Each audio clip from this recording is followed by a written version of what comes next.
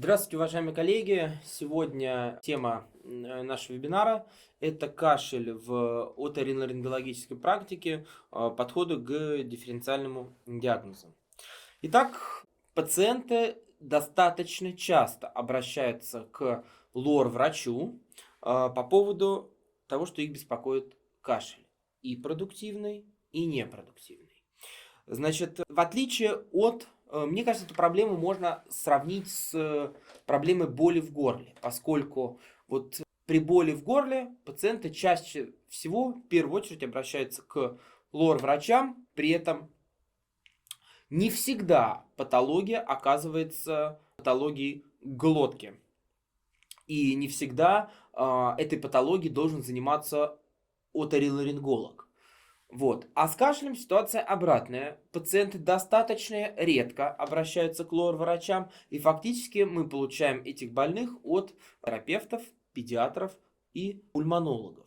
А патологии, которые связаны с оториноларингологией, которая приводит к кашлю, ее достаточно много. Вот обратите внимание, это только спектр, не говоря уже про статистику, только спектр заболеваний, которые могут проявляться кашлем, которые могут иметь симптоматику в виде кашля, и они напрямую связаны с лор-патологией. Большую часть из них связывают с так называемым постназальным синдромом. Что это такое? Это ощущение стекания слизи по задней стенке глотки, который приводит к влажному кашлю, который приводит к тому, что пациент ощущает, что что-то стекает. Он делает вот таким образом и пытается откашлять. При этом патология является вторичной, когда мы видим причину, и идиопатической, когда мы причины не видим. И тем не менее, ощущение стекания по слизи явно пациента беспокоит. Самой частой причиной вторичного постназального синдрома – хронический синусит. Сплошь и рядом вызывает стекание по задней стенке, иногда других симптомов может не быть. Изолированный риносинусит, диффузный вторичный хронический риносинусит, любые формы синусита могут приводить к стеканию по задней стенке глотки. Соответственно, диагностируется компьютерной томографией околоносных пазух и тем, что мы этот затек реально видим. Он виден при проведении фарингоскопии. Вот посмотрите, насколько яркий затек при изолированном сфиноидите, то есть поражением левой клиновидной пазухи. Все остальные пазухи чистые. Это хронический сфиноидит, только левосторонний процесс, только в левой клиновидной пазухе. Это не аллергический грибковый риносинусит, как Т2 воспаление, это просто хронический сфиноидит. На самом деле мы не можем сказать, от чего он возник, но факт остается фактом. Стекание по задней стенке глотки гноя и поражение, затемнение субтотальное левой клиновидной пазухи. Еще один случай жалобы на кашель приступообразного характера, который приводит к таким приступам кашля, отделяется мокрота, больная беспокоит он несколько месяцев. И при компьютерной томографии мы четко выделяем левосторонний верхнечелюстной синусит, который мы можем связать с кашлем. И после адекватного лечения данного заболевания процесс острый, поскольку это после эпизода УРЗ, это не годами, была выполнена пункция, пазуху промыли, назначили топическую терапию, больше хорошим эффектом. То есть через 2-3 недели уже кашель, который проявлялся, не беспокоил. А так как блока соустья нет, мы видим, что пазуха проходима в области крючковидного отростка, то и болевого синдрома не было. А в ночные часы, в часы бодрствования такой происходил отток, который приводил непосредственно к кашлю. Аденоиды – объективная причина для постназального синдрома. Ощущение, что что-то стекает по задней стенке глотки, что-то беспокоит, мы выполняем эндоскопическое исследование или компьютерную томографию видим в носоглотке, что-то есть. Значит, скорее всего, это аденоиды, либо киста Торнвальда. Два таких наиболее распространенных диагноза в отношении того, что может приводить к вторичному постназальному синдрому. В случае, если нету причин со стороны лор-органов для постназального... Да, что, конечно же, еще и аллергические, вазомоторные, риниты, все это может тоже давать объективное стекание по задней стенке глотки. Иногда причину мы найти не можем. В том числе было выполнено серьезное исследование, которое показало, что в случае реального ощущения стекания по задней стенке глотки пациента, которая четко жалуется, изменен транспорт слизи в носоглотке, он не по задней стенке мягкого неба стекает, а переходит по боковой стенке в область носоглотки с формированием вот этого стекания.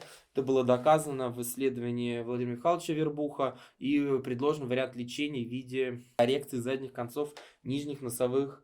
Гортанные причины кашля. В первую очередь, конечно же, острый ларингит. Было показано, огромное исследование было проведено Охином, самое крупное исследование, посвященное причинам дисфонии. И было показано, что за 4 года 55 миллионов человек обращалось к врачам в связи с дисфонией, и 42% это был острый ларингит. А вторым симптомом, помимо хриплости, при остром ларингите это кашель. И кашель сухой в данной ситуации. Поэтому, конечно, острый ларингит также является важной причиной кашля. Не только острый ларингит, и хронический ларингит также является причиной для развития кашлевого синдрома. Вот тоже случай, который я представлял на прошлом вебинаре, но его можно четко повторить и в отношении кашля. Пациентка в первую очередь обратилась к пульмонологам в связи с тем, что она задыхалась и она кашляла. А пульмонологи причину и заболевания органов грудной клетки исключили, она была направлена к лор-врачу. Мы видим стридер при осмотре, она задыхается. Смотрим в гортань, а там атрофический ларингит с формированием густой слизи корок, которые складки просто не давали им разойтись. И на фоне использования флоэмуцила с антибиотиком и в ингаляциях, щелочных ингаляций, мы видим значительное улучшение и субъективно для больной, и по поводу, и подтвержденные данными ларингоскопии мы видим, что складки очистились и значительный положительный эффект. Это был кашель и ощущение нехватки воздуха, стридорозного дыхания, нарушение голоса, которое оказалось связано четко с оториноларингологической причиной. Параличи гортани тоже как одним из симптомов, наряду с поперхиванием, может являться паралич гортани. Тоже требует осмотра оториноларинголога. И на видео мы видим то, что голосовая складка неподвижна, черповидный хрящ прикрывает заднюю треть голосовой складки, что, соответственно, говорит о параличе гортани. Я напоминаю, что параличи гортани требуют односторонний, двусторонний 99% это после операции на щитовидной железе, собственно говоря. А вот односторонние параличи гортани, они требуют четкого дифференциального диагноза. Нужна оценка всего хода возвратного нерва, начиная с грудной клетки. Поэтому КТ органов грудной клетки обязательно. Пульмонолог обязательно. Эндокринолог, щитовидная железа обязательно. Гастроскопия, пищевод тоже нужно. Если нам нужно исключить любую органическую патологию со стороны грудной клетки и до головы. Все должно быть исключено, потому что если есть компрессия, она чем-то вызвана.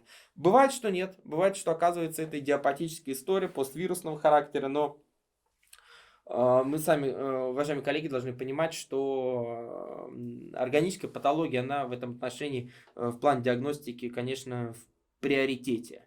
Поэтому выявляется односторонний паралич, а он проявляться может кашлем, хриплостью, поперхиванием, развиваться не всегда быстро. Выявляем при осмотре, отправляем на серьезное обследование. Но образование гортани совершенно различные. Полипы, фибромы, ангиофибромы, в данной ситуации ангематозный полип, проявляются хриплостью и кашлем. Еще одно достаточно крупное новообразование, которое было выявлено, также проявляется затруднением дыхания, ощущением поперхивания и кашлем, что было выявлено на фиброларингоскопии и на компьютерной томографии. Кашель – один из доминирующих симптомов. Я думаю, что хорошо все знакомы с заболеванием остро-подскладкового ларингита, который характерен для детской практики, не сопровождается высокой температурой, но сопровождается отеком подскладкового отдела гортани, что связано с рыхлым строением слизистой оболочки и ее склонностью к отеку в детском возрасте. Приступы обычно ночные. Тоже об этом нужно помнить, что хорошо снимаются ингаляциями с глюкокортикостероидами. Важные моменты, которые мы должны оценить, это часто история рефлекторного кашля. Значит, что такое рефлекторный кашель? Как он диагностируется? Названий масса. Кто-то говорит ларингоневроз, кто-то говорит спастическая дисфония, кто-то говорит ларингоспазм, кто-то говорит рефлекторный кашель, кто-то говорит невротическая диспноя. Вот давайте несколько моментов разберемся, что это такое и как это называется. Значит, рефлекторный кашель, который сопровождается ларингоспазмом, подвержены лица с лобильной нервной системой. Не до конца понятен патогенез. В первую очередь говорят, что связано с неправильными паттернами дыхания и гипервентиляцией. Часто сопровождается ощущением кома в горле. И мы видим это. Мы видим спазмирование голосовых складок на вдохе. 60% психогенная природа и ощущение нехватки воздуха, приступообразный кашель, ком в горле. Кашель, который мучает человека, поэтому, конечно, мы должны его диагностировать. Как это оценить? Посмотреть гортань, но, опять же, тут бывает сложность, в чем у таких пациентов бывает очень выраженный рвотный рефлекс. Высокий рвотный рефлекс, подойти к складкам ригидным эндоскопом бывает сложно, используется фиброскопия, но, тем не менее, хотел бы продемонстрировать несколько видео, в которых четко показано, как двигаются складки при ларингоспазме, когда мы на это обращаем внимание. Значит, обратите внимание, 2 видео, голосовые складки на фоне вдоха мы видим спазм, если посмотреть это видео со звуком, мы слышим спазм голосовых складок на вдохе. Вдох. Угу. Вдох. И на левое видео складки подвижны нормально, они широко расходятся. При вдохе, который фангидируется. Не смотри. Ну, прилично. Это решение. Да. а на правом видео при вдохе они наоборот спазмируются. Вот это типичная ларингоскопическая картина пациента с рефлекторным кашлем. Соответственно, что мы классифицируем как рефлекторный кашель и ларингоспазм. Я обычно ставлю такой диагноз. Еще одна фотография, видео, которое удалось заснять пациента с рефлекторным кашлем, как выглядит эта история. При спазмировании голосовых складок на вдохе, при просмотре видео мы видим, что при просьбе сделать вдох, складки голосовые пациент смыкает. И ему, конечно, сделать вдох трудно, несмотря на то, что само по себе это движение кашля не дает. То есть во время исследования она не кашляла, но эти состояния не идут бок о бок. То есть поэтому и часто мы говорим, что при приступах кашля вот этот ларингоспазм, это просто 2 проявления одной истории, ларингоневроза. Хотя на самом деле некоторые специалисты отрицают такой диагноз, как ларингоневроз. Но по сути, на самом деле, если так рассуждать философски, то это он и есть. Значит, а теперь самое интересное, что с этим делать? Значит, поговорим, скажем так. В первую очередь, медикаментозная терапия. Мы можем использовать мерилаксанты, мы можем использовать комплексные гомеопатические препараты, можем использовать седативные средства. Значит, по поводу мерилаксантов и седативных препаратов. Мы обычно назначаем после консультации к неврологу, но тем не менее пациента направляем к неврологу с четким обоснованием, какая нам терапия в этом отношении нужна. Все-таки подстраховываемся тем, что невролог назначает данные виды препаратов. Иглорефлекс-терапия показывает прекрасные результаты в отношении ларингоспазма. У нас в клинике этой проблемой занимаются и достаточно успешно. Иглорефлекс-терапия при ларингоспазме. И дыхательная гимнастика в этом отношении тоже работает. При неэффективности, конечно, обращение к психиатрам и неврологам будет в приоритете, потому что люди, пациенты наши действительно от этого заболевания могут страдать, и их качество жизни существенно снижено. Последнее, что хотелось бы сказать в отношении кашля, чтобы зафиксировать отношение кашля при гастроэзофагиальном рефлюксе. Значит, гастроэзофагиальный рефлюкс – заболевание, которое достаточно часто приводит к кашлю. Почему? Потому что развиваются изменения в гортани в виде гиперпластического ларингита, особенно это хорошо заметно по гиперпластической складке эпителия, слизистой оболочки в задних отделах гортани, в межчерповидной области. Фарингиты развиваются. Иногда фарингит абсолютно бесполезно лечить, и мы можем перепробовать все средства с аптечной полки, но тем не менее эффекта не будет, если у пациента наблюдается при этом рефлюкс. Как мы можем зафиксировать рефлюкс, если отсутствует явление явного эзофагита при гастроскопии? Это суточная pH-метрия. Причем желательно, чтобы она выполнялась с помощью высокого ларингофарингеального зонда, и если которым верхний датчик, определяющий pH среды, находится высоко, то есть под гортанью. И тогда мы можем достоверно сказать, если рефлюкс заброс есть, то он именно высокий, именно достигает глотки. Потому что если он низкий, то это никакой связи фарингит или ларингит с рефлюксом не доказывает. Но тем не менее, в такие моменты тоже диагностически мы можем учитывать, что при успешном купировании и лечении гастроэзофагиальной рефлюксной болезни иногда наши лоровские проблемы очень хорошо разрешаются и избавляют пациента в том числе и от кашлевого синдрома. Поэтому нужно помнить, что такой метод есть. 24-часовая суточная pH-метрия с ларингофарингеальным зондом. Такие сейчас исследования есть и могут быть рекомендованы в качестве такого золотого стандарта диагностики именно ларингофарингеального рефлюкса, высокого рефлюкса, ассоциированного с лор-заболеваниями. Спасибо большое за внимание. До новых встреч. Всем хорошего дня.